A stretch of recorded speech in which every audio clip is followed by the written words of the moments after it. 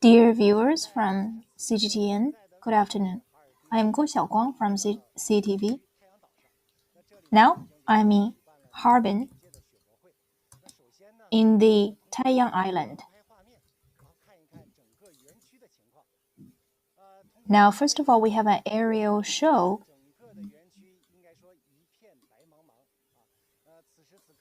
We could see the entire park. Some of the ice sculptures are being. We could see the profile of some ice sculptures already, but for some very big ones, they are now collecting the ice. For example, the one behind me. As you can see, behind me, that's the main ice sculpture. It's called Chasing After Dreams.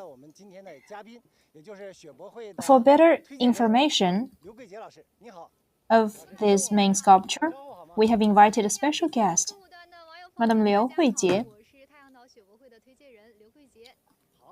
Dear viewers of CCTV, nice to meet you. I am Liu Huijie. Please give us more information about the ice sculptures. We cannot see the profile of this main sculpture. I know the name of it is called Chasing After Dreams. Yes, that's correct. We can see it's under construction. The length is going to be 100 meters and the height is 33 meters. It's the biggest one. That's right, the biggest one sculpture. 33 meters is like a 10-storied house. We cannot see the image of this ice sculpture right now. It will show us a flying girl in the Dunhuang Grotto. That profile is a representation about common prosperity. How could the snowflakes turn into such a big ice and snow sculpture? What type of snow do you adopt? Those snow and ice sculptures are very pure. And we have some artificial snow for that purpose as well. We have our own snow resort, and we have 20 snowmakers. I've seen this site before, and with our bird view, we can see up to 20 snowmakers in operation. I heard that every day they can produce 6,000 cubic meters of snow. What is the business hour of the snowmakers? The best temperature for snowmaking is 15 Celsius degrees below zero. So they will work at 5 a.m. till 8 a.m. And every day they can produce 3,000 cubic meters of snow. Calculated by the trucks, that amount is about 500 trucks of snow. I can see the snow piling up together. You use trucks to carry the snow from the snow resort to this site. Yes. We also will purify the snow so that they look whiter. The inside high pressurized air would burst out the snow even in very cold temperature under 0 Celsius degrees. So you use artificial snow, yes. Compared to the natural snow, the artificial snow is more sticky and it's harder. That's premium condition for these sculptures, and they can last for longer days, about 60 to 70 days. So that leaves enough time for our tourists. Behind me, I see a pile of snow. By rough estimate, it may take a dozen of trucks to transport them. For such a big sculpture, how many trucks of snow do you need? Maybe 300. This year, the ice and snow sculptures are under construction. We carry the snow from our snow resort to this construction site. And firstly, we need the wooden structure to be built, and then the artificial snow will be put into the structure, and then we will also have to dig into the sculpture just to avoid any holes inside. That's very interesting. How can the thin ice and snowflakes turn into such a big sculpture? So this is the process of piling up the snow. Yes, you could see they're already building the wooden structure. Then, based on the height, we will pile up another layer of structure, and then we will fill in with snow. We will use the forklifts,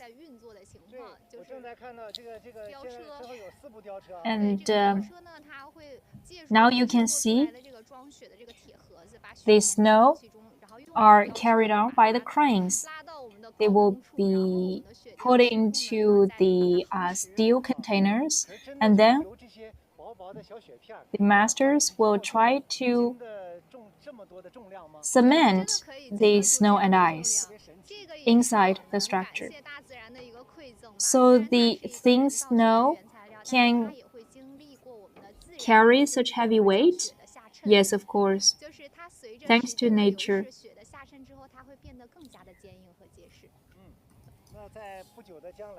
After the natural process, the snow will be thicker and more solid. So later on, when it's finished, we will see a flying girl. And I heard that it's relevant to the aerospace projects in China. Yes, we want to pay tribute to our great undertaking of the aerospace exploration with that flying girl.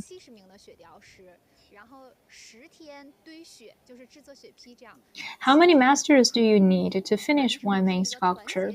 We need 70. They will have to complete this sculpture after 7 days. That's unimaginable. 70 masters working all together at the same time? Yes. They have their own drawings, and they will be responsible for a certain part of the sculpture, and they work in teams. That will be more efficient.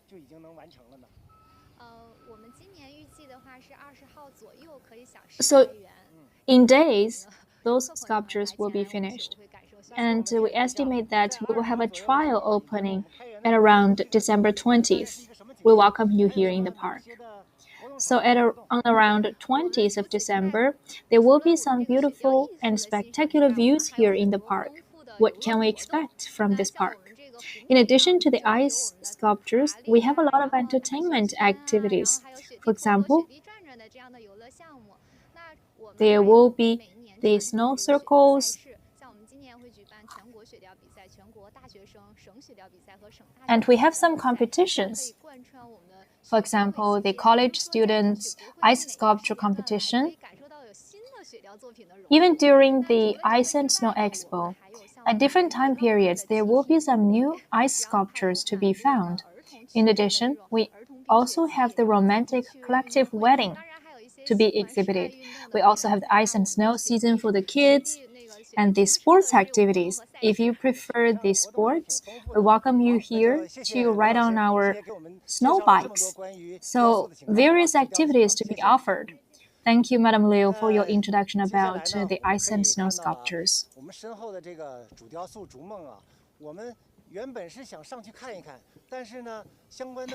The main sculpture is behind me. We planned to mount on it, but according to the staff, it's too dangerous. So let's walk to the opposite side of the sculpture. And there is another work to be found. It's called Chasing the Clouds. Let's have a look at that new sculpture.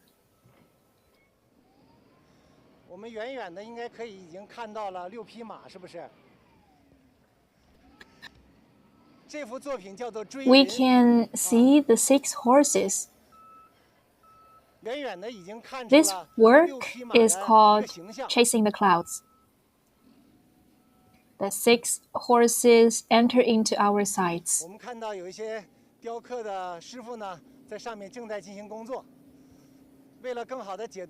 And some workers are working on top of this sculpture. To better interpret this piece of work, we have also invited the art director, Mr. Wu. Nice to meet you, Mr. Wu. Could you please offer us more information about this piece of work? Okay. We were inspired by a national painting about the horses, and I come from the grassland in Heilongjiang, so I would love to create an image of horses.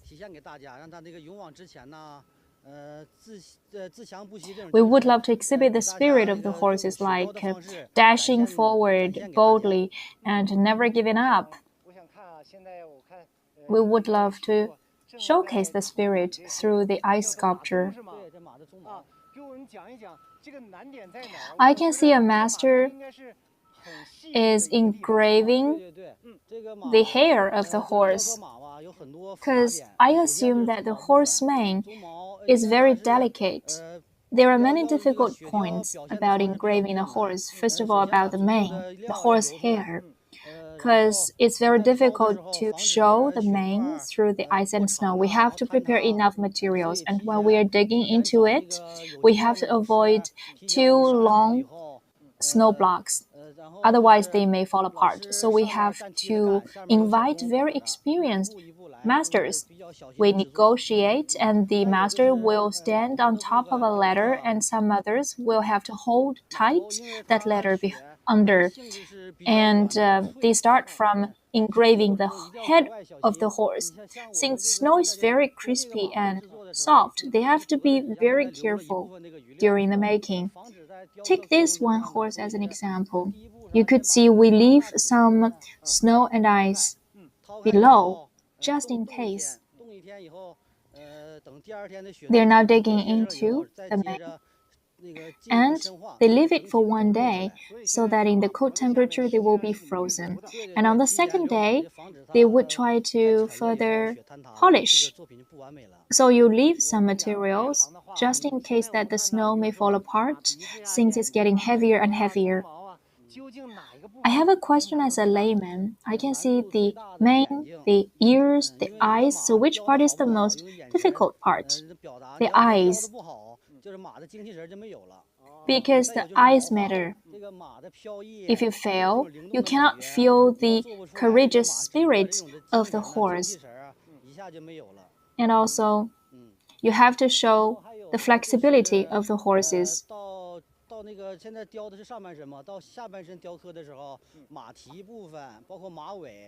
They are now working on the upper half of the horse, then they will move downward.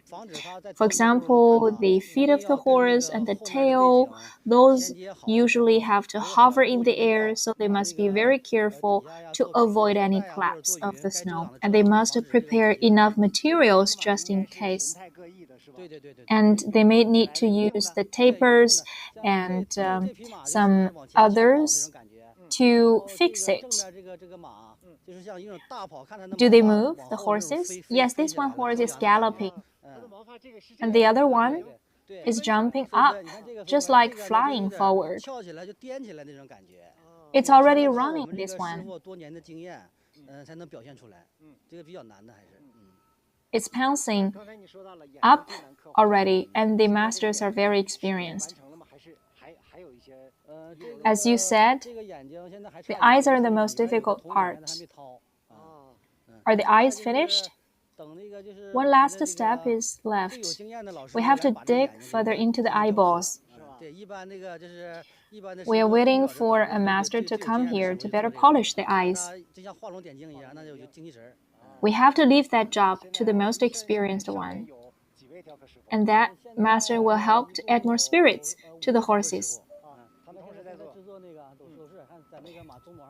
How many carving masters are working right now?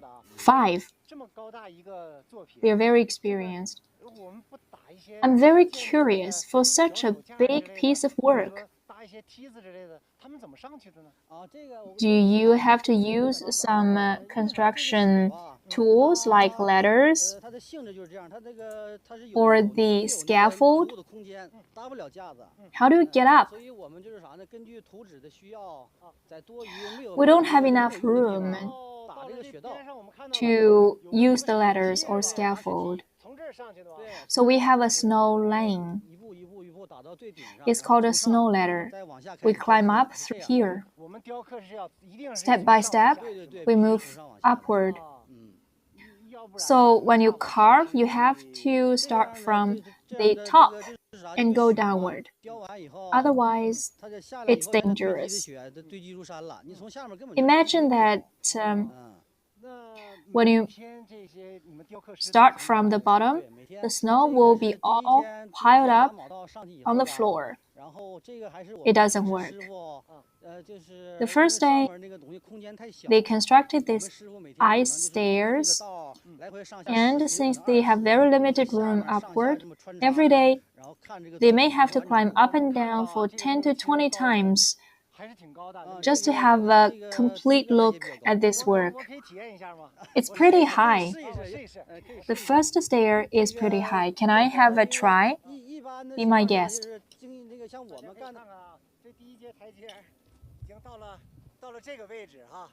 Take a look. The first stair is at my waist.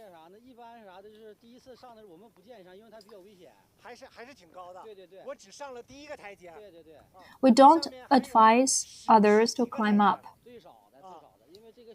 It's dangerous. I've just climbed one stair and there are a dozen of others.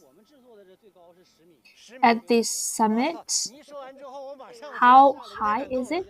10 meters.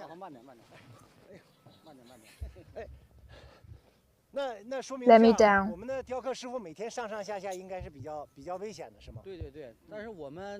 So the workers will have to climb up and down every day, and it's a dangerous work. Yes, indeed. Since they are experienced, they have some sense of protection, so it's easy for the masters. But for the newbies, we don't advise them to go upward. So after the opening of this park, can we see this work? When the work is completed, you can see this piece of work, but the stairs will be removed. I'm very curious about that. Every time I see this piece of work, I found them perfect, but how are they carved? Today, I get the secret. So in the beginning, they climb up with the stairs, and then gradually, after the completion of the carving, those stairs will be removed. Our covers will have some drawings to refer to. They have a foundation, and they go from the outside to the inner side. And based on the drawings and the complexity levels, they ask some workers to be responsible for different jobs. If it's me, for such a high spot, once I got up, I don't prefer to get down. For example, even for meals or go to the bathrooms, I will try to minimize the necessities. Yes, indeed, we seldomly drink water in the daytime because it's very difficult to get up and down. So we would love to leave all my time for the creation instead of running the errands.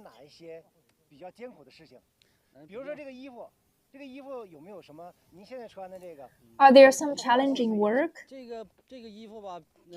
For example, about the suits you're wearing? Are they specially designed? We cannot wear too thin or too thick because we have to consume our strength and we will sweat after the work. And after some time, with the wind blowing, you will feel cold. And we wear gloves. Those gloves and suits must be waterproof. When it's hot, the snow may melt and you get wet. So protective measures really matter. In the cold days, if we are in a hurry and we work overtime, we don't eat that much just to save time. Now let's move closer. As I introduced about the main sculpture, we learn about how the snow are piled up together and are cemented. It's very solid, so I can use a lot of strength to pet on it. It's very hard. You cannot imagine how hard it is. Usually for the usual snowflakes, once we press it, they may just fall apart or just melt. But for this snow sculpture, it's very hard.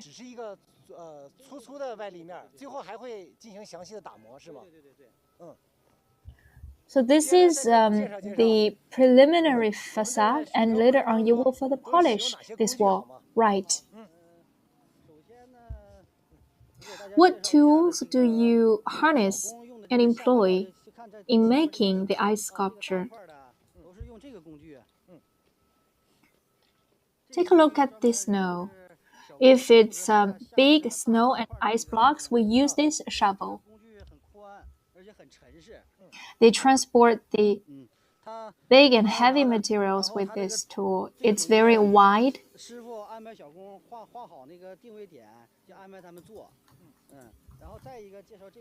The workers will draw the certain spots and they work on that spots.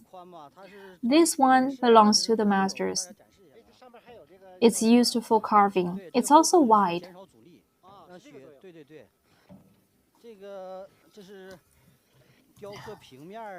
I can see some openings in the front. Yes, that is to reduce the frictions.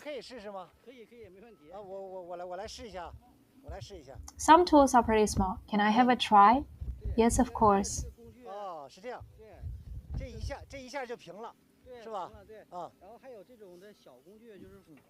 Now it's flat. I cut it flat. And there are some other delicate tools. For example, when you're carving the mane and the eyes, we have to use the smaller ones. Have a look. It's very elaborate work.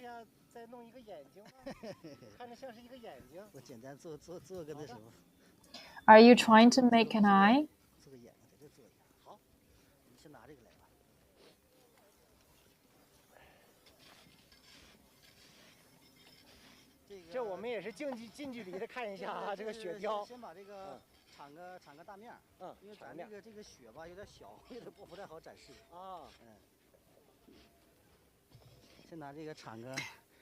This snow block is very small for me to show you some profile. Just have a rough look.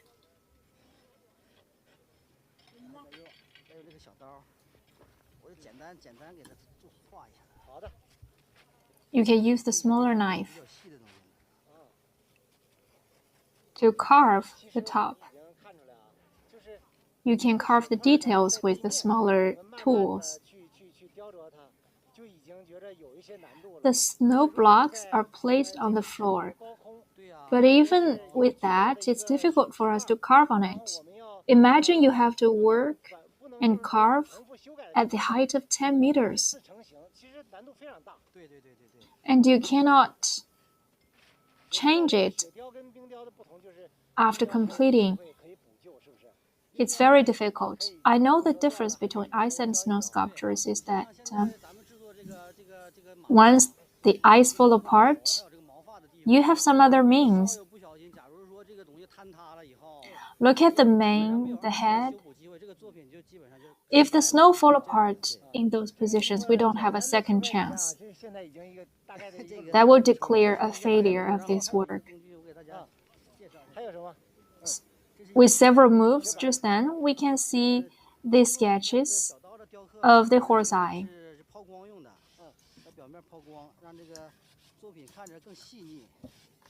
This is a snowboard. It's for polishing.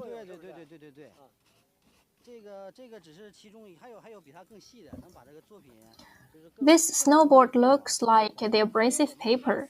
Yes, indeed. They will make the surface of the snow more smooth.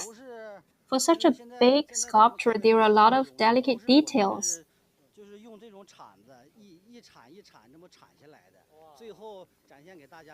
We use such shovels to show you the final work. So that's very difficult work. And we look forward to your completed work after December the 20th. Thank you.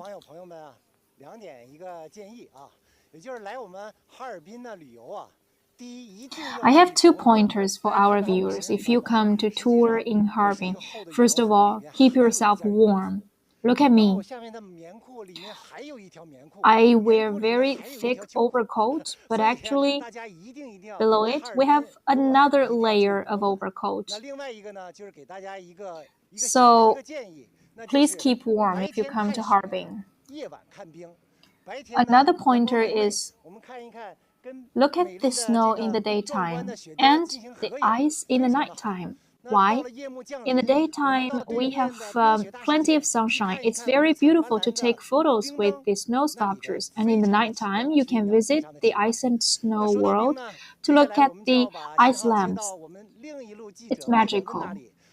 Speaking of ice, now I will pass the microphone to my colleague Wei Wenwen, who is right by the Songhua River.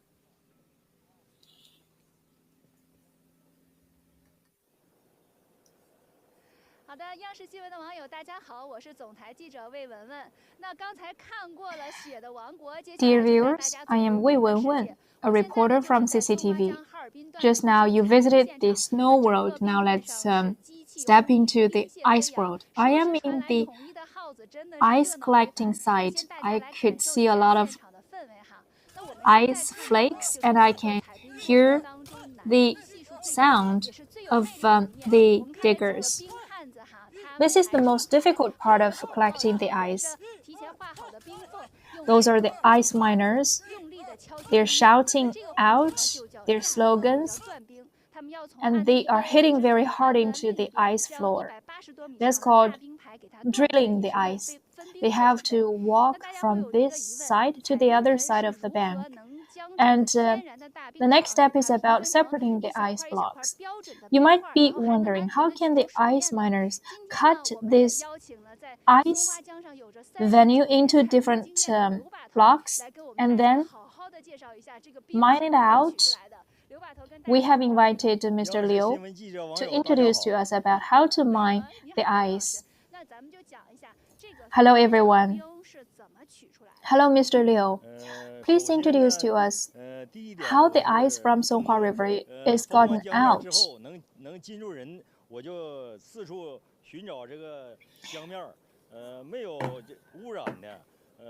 First of all, I have to look for the unpolluted part of the river, which is very transparent and contains no bubbles. That will be the premium segment for the mining. So not all ice can be adopted. I see. Every year I walk for many tours on top of the ice. Some of them may have a lot of cracks. We cannot use those ice.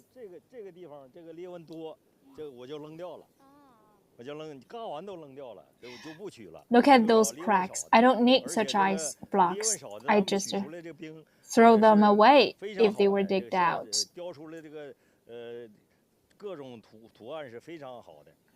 The ice with no cracks would be premium to carve on. They are very transparent and crystal clear. So you're gonna cut the ice. If they are above 25 centimeters thick, I will draw the lines.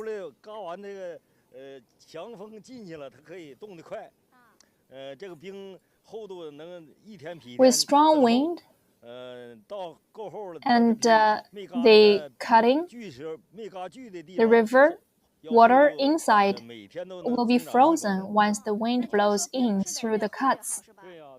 Every day, the thickness will be 1 more centimeter per day. Once the thickness of the ice is above 30 centimeters, we will mine them out. Otherwise, they're not superior for the work of mining. Do you still remember how you started your journey of mining the ice since you've been doing this for 3 decades? Once upon a time, I saw a big ice sculpture.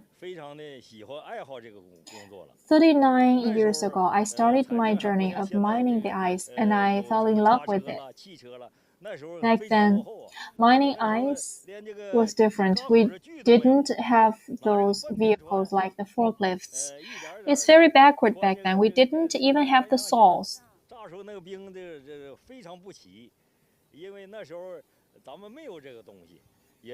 And the lines we cut on the surface of the ice were even not straight.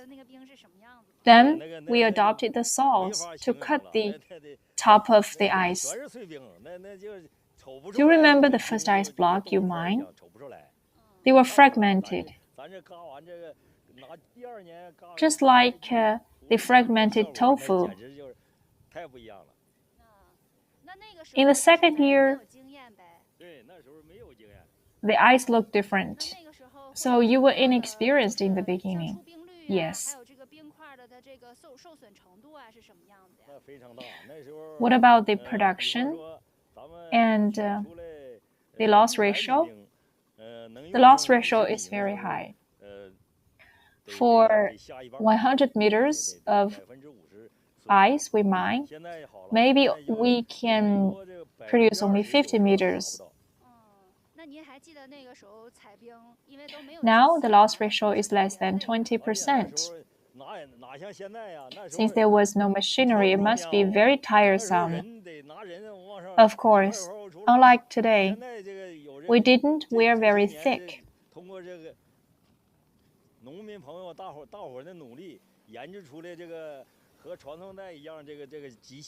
With common efforts, now we have some machinery like the conveying belt that saves energy. So the conveying belt was the research result of your partners, like the farmers. Yes, it took them 3 years. How come? The farmers toil on the land and they transport the corn and they put the corn on the conveying belt. And then the farmers came to me asking me if it's possible to do some research on the machinery. I said yes. We failed in the first year.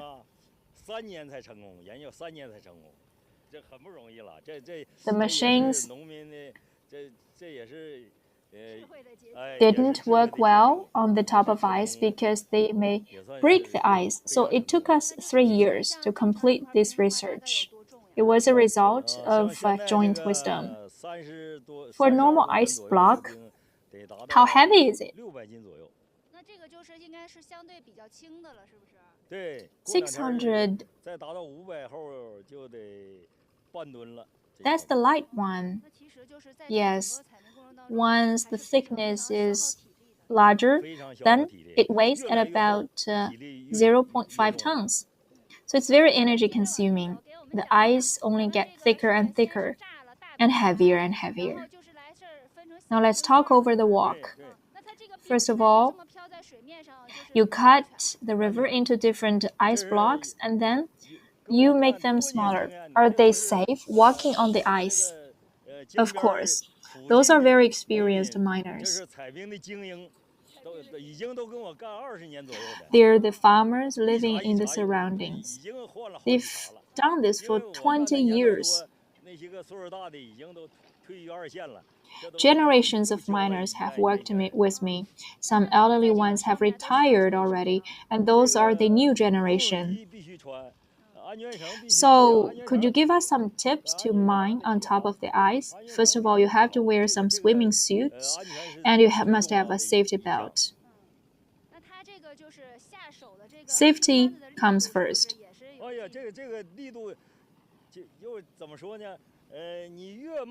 Do they have to control their strength? If you go slowly, the ice may break, so you have to be very quick, and your moves must be concise and tough. It's a technical work. That's true. So it takes two people to work together. One person doesn't work. One person is not enough. When the two workers work together, they can cut it. One person doesn't have sufficient energy. That's experience talking. Yes, years of experience. In the past, we have only one person cutting alone.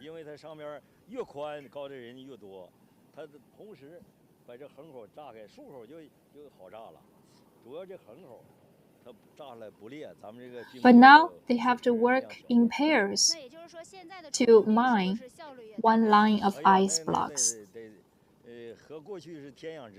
So it must be more efficient right now. Of course, totally different from before. Several times difference. What about the past? The production ratio of the ice? We had more workers. Every day, we can produce 300 meters length of ice blocks. People were happy enough. Now, we can produce 1,000 cubic meters of ice per day with a length of 600 meters. And they're not very tired. They don't have to use much strength. Previously, we have to carry something on our shoulders. But now we have the machines.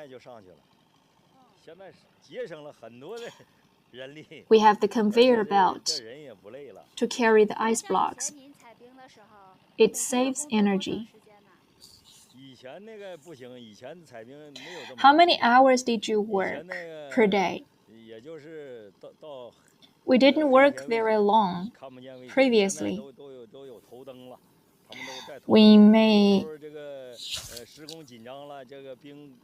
work till the dusk time, but now they can work till the night with a lamp on top of their head. It's very safe.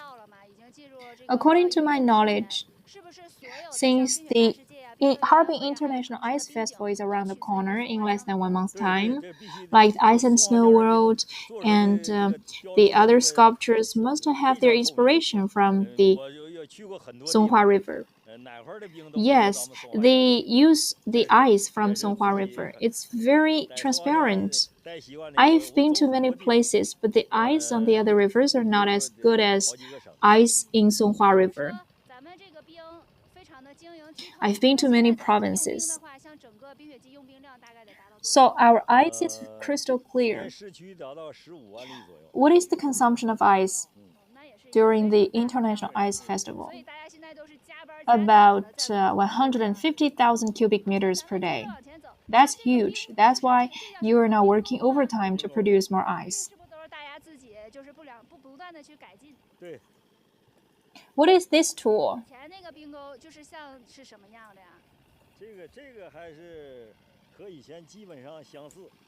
This is a hook. Did you have such hook before? Yes, similar.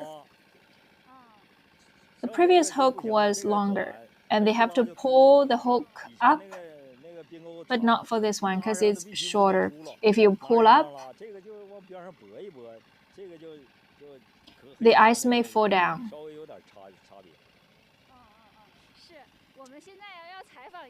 It's different. I would love to interview our farmers. Hello, nice to meet you. How many years have you been mining the ice? 20 years. So every winter, once the Songhua River is closed down, you come here for mining. Are you tired? Not really, because it's modernized work. We're not that tired. That's the result of wisdom. So how much do you earn per day? 3 to 400 RMB yuan per day. How do you feel about it? Pretty good. In ice mining season, how many days do you work? Half a month. So that's pretty much you earn. Yes, indeed. So now you make yourself busy since there was no farm work during this season. Yes, that helps me to make some money. Now let's look at the ice. Let's look at the ice quality. Look at the ice on the conveyor belt. It's really crystal clear. I was wondering, since it's very energy consuming to mine the ice from the Songhua River and the ice blocks are very heavy, so why don't we use artificially made ice when we are making the ice sculptures? We have an experiment to go through. Look at my work. This ice is artificial ice, and this one is the natural ice from Songhua River. We can see huge difference between the two in terms of transparency. Why is that? I've interviewed some experts. For the ice frozen from the tap water, this water belongs to static water. So when they freeze, they start from the corners and then they move to the center. But look at the ice from Songhua River. It's crystal clear because the water is running. And when it's freezing, it freezes very slowly from top down. And there is no crack inside because it's very even. That's a gift from nature.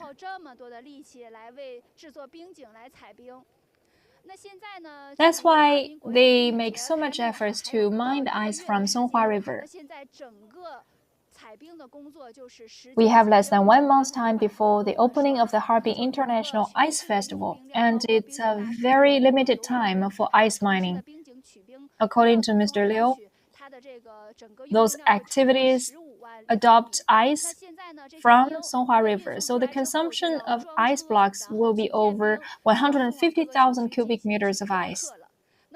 The ice blocks will have to be transported on top of the trucks to the different construction sites. We keep saying that those ice and snow sites are also the gold and silver mountains. So we hope that in this new ice and snow season, our masters can bring us more surprises.